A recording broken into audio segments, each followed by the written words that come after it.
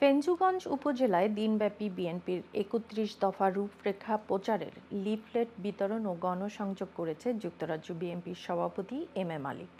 উপজেলার বিভিন্ন বাজার ও গ্রাম ঘুরে তিনি এই লিফলেট বিতরণ করেন। এ সময় উপজেলা বিএনপির যুবদল, ছাত্রদল, স্বেচ্ছাসেবক দল সহ বিভিন্ন অঙ্গ সহযোগী সংগঠনের নেতাকর্মীরা উপস্থিত ছিলেন। তারা স্থানীয় বাজার, হাট, দোকানপাট ও পথচারীদের মাঝে লিফলেট বিতরণ করেন, তুলে ধরেন ৩১ দফার গুরুত্ব ও তাৎপর্য।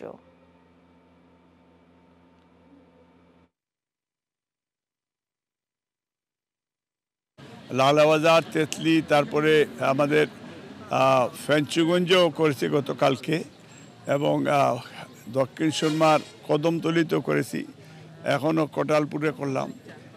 প্রত্যেকটা মানুষ ৩১ দফা কর্মসূচির প্রতি ওনারা সবচেয়ে বেশি উৎসাহ যে রাষ্ট্র গঠনের বিএনপি একটা বৃহত্তর ভূমিকা পালন করবে, এবং দেশনেত্রী বেগম খালেদা জিয়া জন্য মানুষে অনেক অনেক দোয়া ভালোবাসার প্রকাশ করেছেন, এবং ভারপ্রাপ্ত চেয়ারম্যান সাহেব কবে আসবেন এটা সবাই আমার জিজ্ঞেস করে, এবং আমিও এলাকায় আসছি, সবাই খুব উৎসাহ প্রকাশ করতেন, এবং তারা মনে করেন যে আমার আশা খুব প্রয়োজন।